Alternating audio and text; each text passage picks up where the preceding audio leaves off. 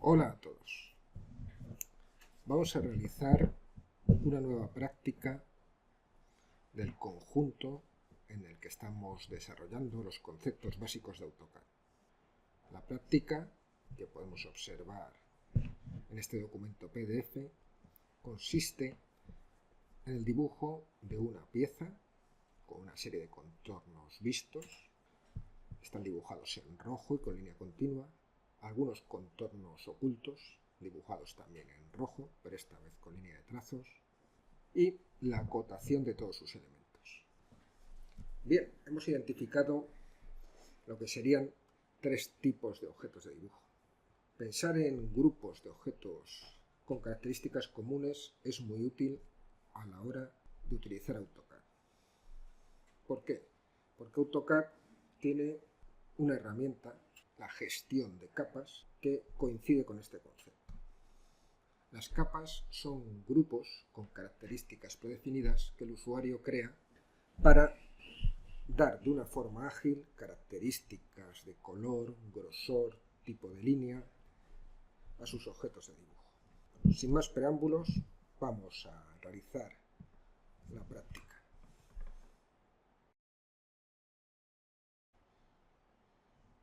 Iniciamos un nuevo dibujo y antes de dibujar nada vamos a crear esos grupos de objetos con características comunes. Son las capas. Vamos a propiedades de capas y aquí se crean, se eliminan, se copian estas capas.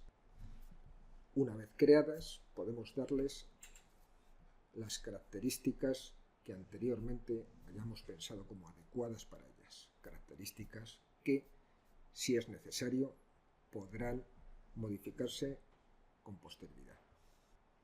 Este botón crea nuevas capas. Habíamos hablado de contornos vistos. Esa puede ser nuestra primera capa.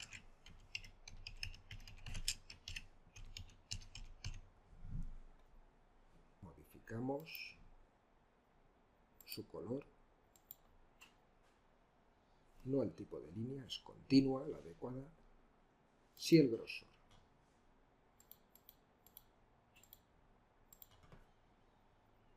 Bien, creemos una nueva capa. Vemos que el nombre está por definir.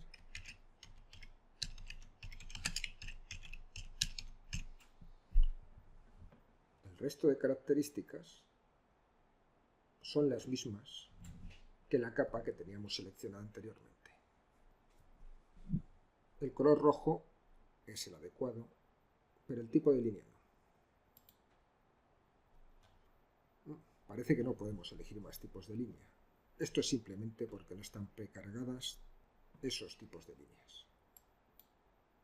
Podríamos cargar todas aquellas que consideremos necesarias. En nuestro caso,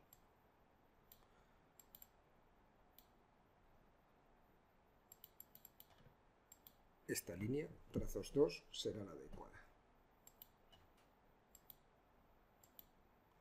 El grosor, ligeramente inferior. Bien, seguimos creando capas.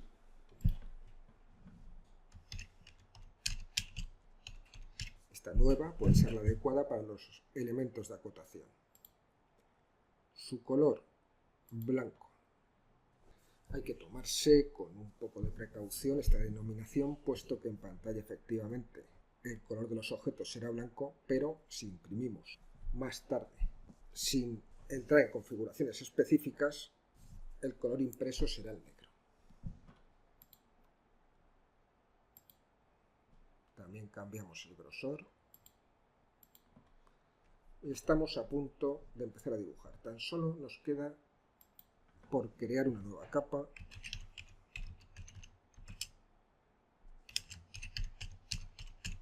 Es en la que introduciremos los objetos que representarán la hoja de papel, el recuadro y los textos del cajetín.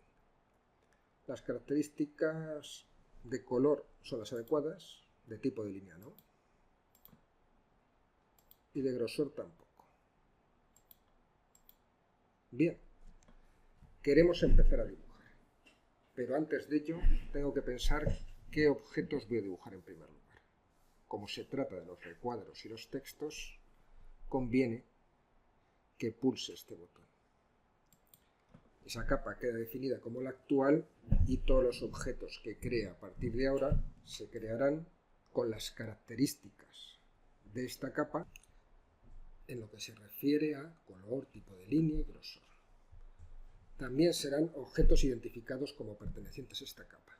Podréis leerlos, bloquearlos o hacerlos invisibles en pantalla. Cerramos y empezamos a dibujar.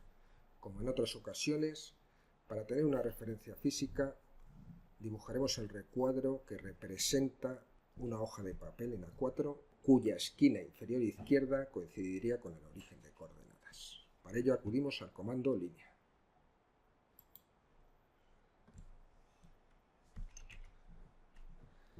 Aunque estamos en coordenadas relativas, el primer punto se puede dar en coordenadas absolutas y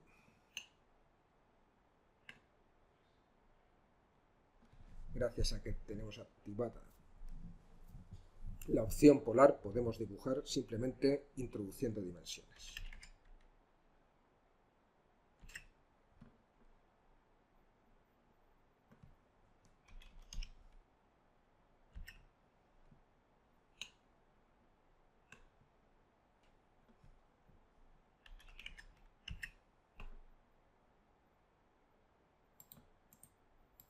Estas líneas no se van a imprimir, pero son una buena referencia. Sí se imprimirán los recuadros interiores.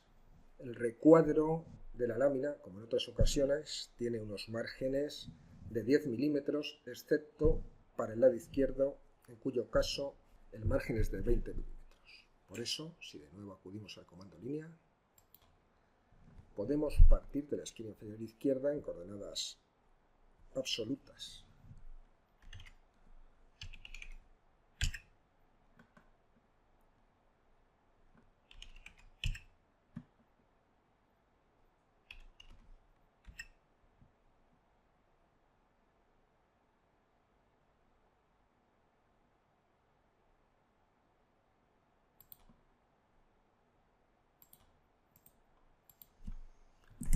El cajetín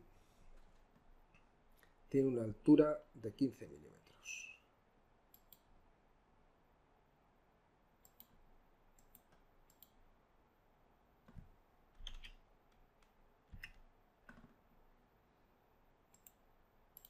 Está dividido por una línea vertical que está situada a 100 milímetros de este punto. No pulsamos, pero obtenemos una referencia temporal que me permite introducir simplemente una magnitud.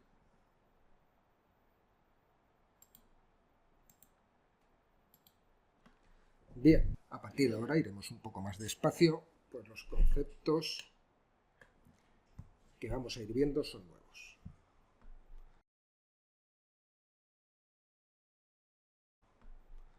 Queremos crear los contornos vistos. Estas líneas rojas, gruesas y continuas. Podría ir creando los objetos y modificando sus propiedades con posterioridad. Pero resulta mucho más cómodo acudir a este menú desplegable y seleccionar como actual la capa contornos vistos. Si ahora voy creando objetos, se crearán dentro de ese grupo y con las características de ese grupo. Si acudimos al comando línea, voy a señalizar un punto de forma aproximada, simplemente haciendo clic en la pantalla, como origen de mi dibujo. Ese primer punto pretende ser el punto y a partir de él desarrollaré todas estas líneas. Bien, el siguiente punto, el B, está a 30 unidades de distancia y formando un ángulo de 45 con la horizontal. Bien, podemos introducirlo con coordenadas polares relativas. Efectivamente, no he introducido 45, sino 135, pero debido a la forma en que AutoCAD gestiona los ángulos. Cuestión que ya hemos visto con anterioridad. La siguiente línea, la que va de los puntos B que acabamos de dibujar al C, es vertical de longitud 40. Con la configuración que tenemos podemos ir introduciendo distancias sin más, siempre que veamos esa línea punteada que nos indica que nos movemos en la dirección adecuada.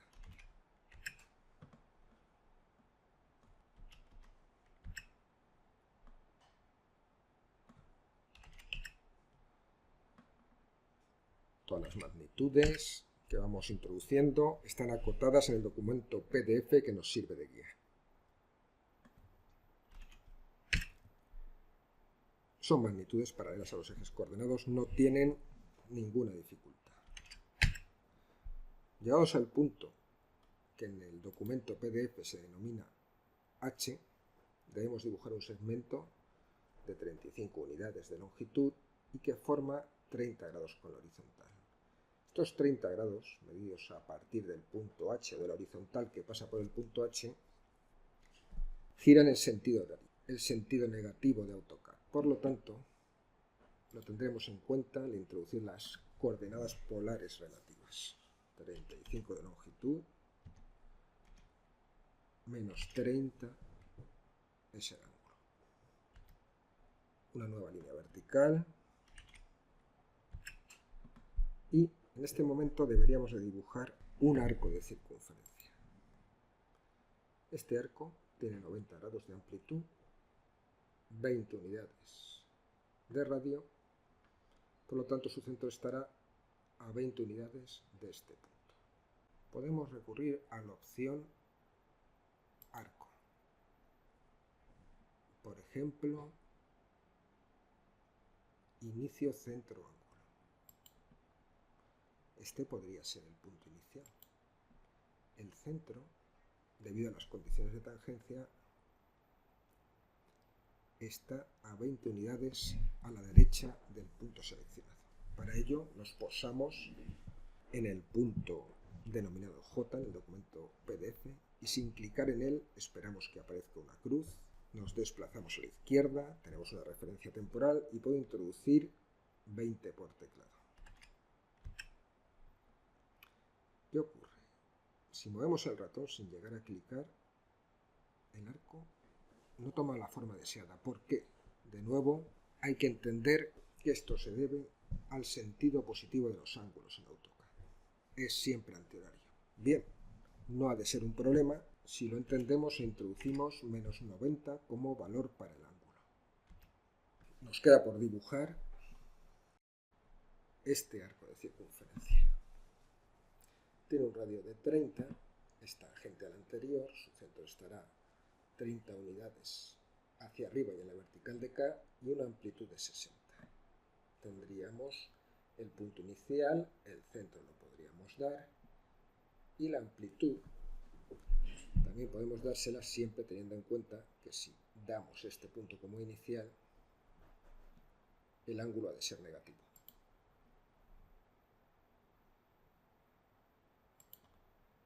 Punto inicial, me quedo ahí un momento, me muevo hacia arriba, 30 menos 60. Bueno, hemos dibujado todos los contornos vistos y las características son las adecuadas. Color rojo, línea continua y grosor, ¿es el adecuado? Sí, podemos visualizar grosores acudiendo a este botón. Me queda por dibujar un contorno, pero en este caso es oculto. Si trabajamos con capas, hay que ser lo suficientemente precavido para cambiar la capa activa a aquella en la que queremos dibujar. Bueno, acudimos a círculo, localizo el centro de uno de los ya dibujados y debería introducir el radio de este círculo. ¿Conocemos el diámetro? Bueno, acudamos a las opciones. El diámetro es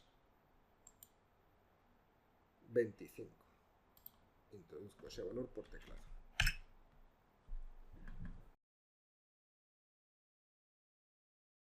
Una vez dibujadas todas las líneas, debería de empezar a dibujar las acotaciones. Como dijimos antes, deberíamos cambiar la capa activa si empiezo a dibujar objetos de otro tipo. ¿Y si lo olvidamos? Veámoslo. Una magnitud, una de las sencillas de acotar, sería esta. La distancia entre B y C. Es una distancia vertical. Para distancias verticales y horizontales entre dos puntos, este es el comando a emplear. Si pulsamos en él, he de proporcionar los dos puntos entre los que quiero conocer su desfase o distancia vertical u horizontal. Bueno, intencionadamente no habíamos cambiado la capa activa. Este es un error que ocurre con frecuencia, pero se puede resolver fácilmente seleccionando el objeto, acudiendo a este menú que ahora no sirve para cambiar la capa activa, sino para cambiar el objeto a la capa que nosotros deseamos. En este caso, acotación.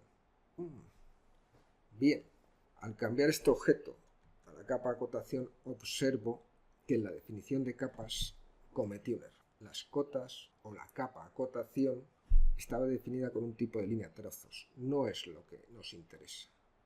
Como decía con anterioridad, las propiedades de capa se pueden cambiar en cualquier momento del trabajo. Si acudo a propiedades de capa, selecciono acotación, puedo alterar el tipo de línea y, sin más, todos los objetos que estuviesen dibujados en esa capa y cuyas características, en este caso, el tipo de línea, estén definidos como por capa, adquirirán las nuevas propiedades que hemos establecido para los objetos de esa capa. Bien, no quiero seguir cometiendo errores, cambio la capa activa y seguimos acotando. La distancia entre los puntos C y D también es horizontal. Puedo utilizar este comando.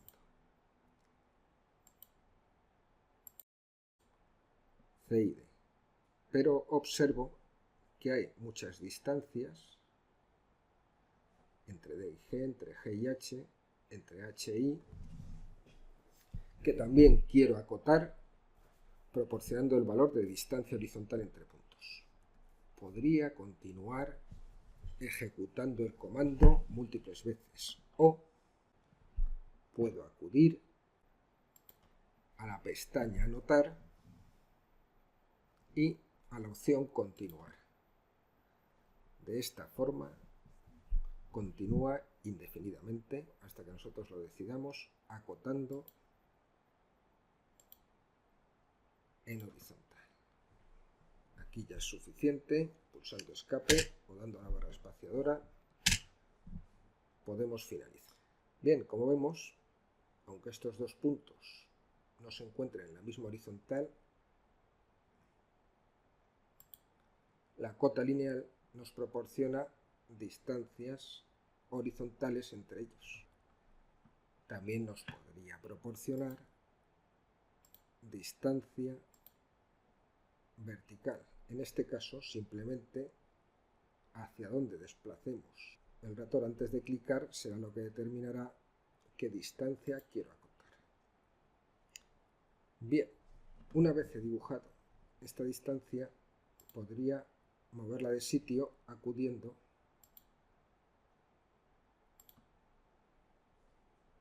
a estos puntos de contacto. No es esta cota una de las que finalmente aparece en el documento PDF, podemos suprimirla. Cuando simplemente quiero saber la distancia que hay entre dos puntos, he de acudir a la cota alineada. El funcionamiento de este comando es el mismo. Punto inicial, punto final y posición de la cota. Pero en este caso tengo el valor, la magnitud del segmento definido por esos dos puntos en los que he clicado. Podemos completar las cotas lineales o alineadas que aparecen en el documento PDF.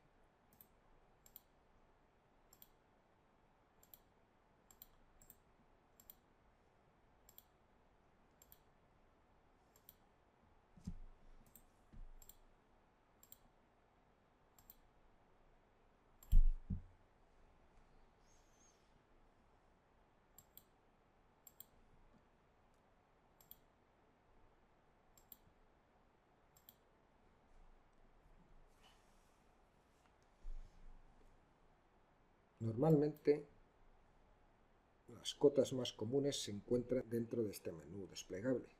Si queremos manejar acotaciones más complicadas, tenemos que recurrir a la ficha Anotar. Pero volvamos al menú Inicio y acotemos radios y diámetros. Para acotar radios me basta con pulsar en el arco o circunferencia que quiero acotar. Después puedo situar este elemento de acotación donde me resulte más adecuado.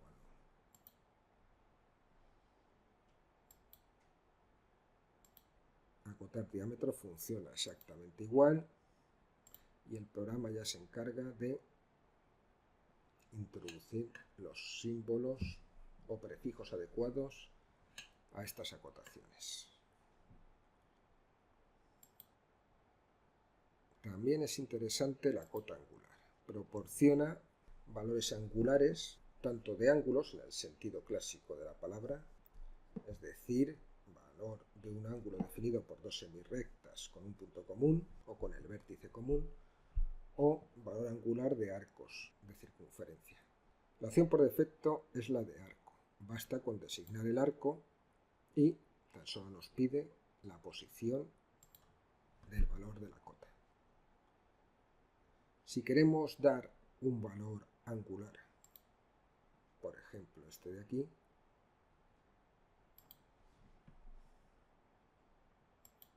tras pulsar en el comando debemos de acudir a las opciones, botón derecho, designamos el vértice y un punto en cada una de las semirrectas que definen ese ángulo. Bien, esta cota en el documento PDF tiene otra posición. En ocasiones esto puede ser necesario para no coincidir o que la cota no interfiera con otros elementos o con otras acotaciones. En este caso debemos de acudir a la pestaña Anotar y en este menú desplegable a la opción Oblicua. Tan solo debemos de proporcionar o señalar cuál es la cota que queremos girar e introducir un valor angular, en este caso, y teniendo en cuenta el sentido de giro de AutoCAD, menos 30. Bueno, parece excesivo. Podemos acudir a los pinzamientos para situar la cota en otra posición más adecuada.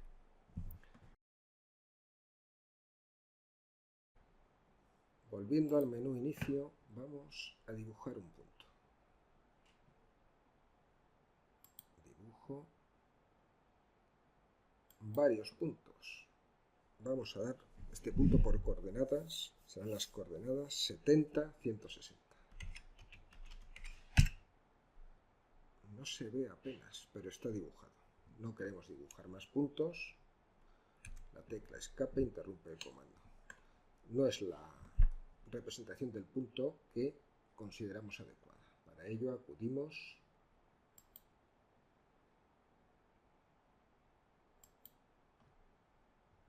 a la opción tipo de punto dentro de utilidades. Seleccionamos el tipo de punto, el tamaño en unidades absolutas para que su representación no varíe con el nivel de zoom. Y ya tenemos un punto representado tal y como queremos. Podríamos cambiarlo de capa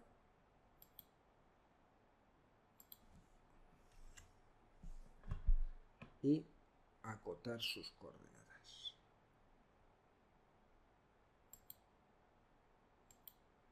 Simplemente nos pide la ubicación del punto a acotar. Si nos movemos hacia la derecha o la izquierda nos proporcionará su coordenada y, y si nos movemos hacia abajo o hacia arriba, su coordenada x. Solo nos proporciona el valor de una de las coordenadas. Con el botón derecho podemos volver a ejecutar este comando y terminar. En ingeniería civil o en cualquier otra ingeniería es muy común representar los objetos a escala. En este caso hemos dibujado un objeto con sus verdaderas dimensiones y la acotación automática nos da valores adecuados. Pero imaginemos que al representar un objeto lo debemos de hacer a escala para que, por ejemplo, entre en un determinado formato de papel o en una zona del plano. Vamos a seleccionar los objetos y acotaciones de nuestra pieza. Vamos a copiarlos a otra posición.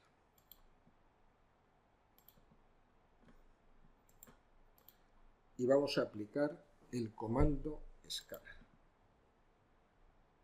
Seleccionamos los objetos, botón derecho, damos un punto base y el factor de escala, que en este caso será 0,4. Efectivamente, la nueva representación a escala es válida para incluirla dentro de este nuevo recuadro. Pero ¿qué observamos? La representación de las cotas no es satisfactoria. Por un lado, tengo textos y flechas excesivamente grandes. Tanto es así que en ocasiones se interceptan entre ellos. Y por otra parte, las dimensiones, véase esta, son las realmente dibujadas, pero una cota no ha de representar o no ha de dar el valor del segmento dibujado, sino del segmento real. Esto se puede solucionar rápidamente acudiendo a los estilos de cota. Nuestras cotas se han dibujado con un determinado estilo, un determinado tamaño de flecha, tamaño de texto, sin alterar las medidas de los objetos tal y como están dibujados, pero eso se puede modificar, creando un nuevo estilo de cota. Basándonos en el estilo de cota que hemos utilizado, puedo crear uno nuevo. Le llamaremos escala 0,4. Si pulsamos en continuar, tenemos un cuadro de diálogo con múltiples fichas. En la ficha ajustar podemos acudir a esta zona. Daremos la escala para las funciones de cota. Si ponemos aquí un valor, por ejemplo 0,4, todas las flechas, textos y demás elementos de cota verán reducida su dimensión en este factor. Así obtendríamos unas cotas geométricamente en la misma proporción que las que dibujamos en un principio, pero dando valores erróneos. Para ello podemos acudir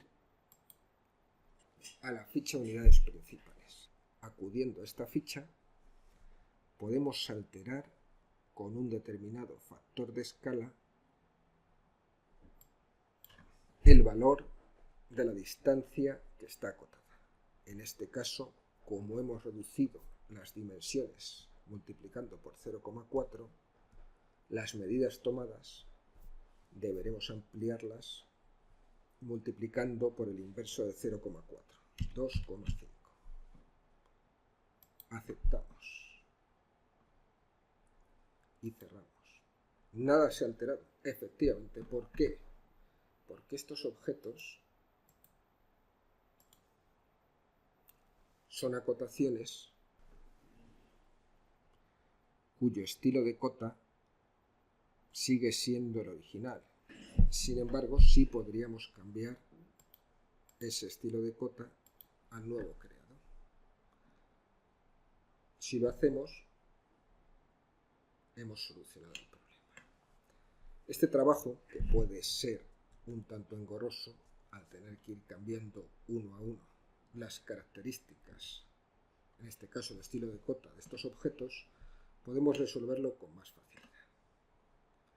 Podríamos seleccionar nuestra representación, acudir a esta opción de selección y aplicar un criterio a la selección actual para que busque dentro de ella los objetos que pertenecen a la capa acotación. Queremos que incluya estos objetos en un nuevo conjunto de selección. Al quedar seleccionadas todas las cotas, puedo acudir a sus propiedades, en particular estilo de cota, y variarlo hasta que dé con el adecuado.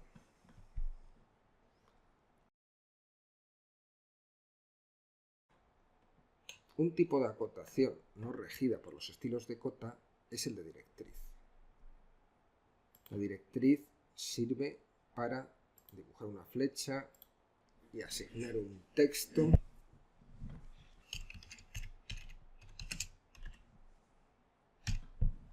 a este objeto. La directriz se rige por estilos diferentes, que también podríamos modificar acudiendo a un botón similar al de estilo de cota.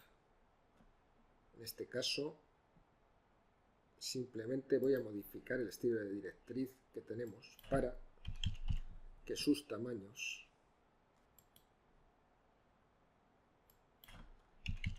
sean similares a los empleados en la acotación.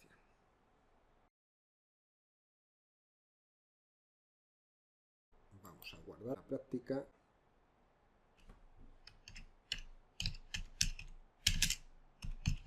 para poder seguir trabajando sobre ella.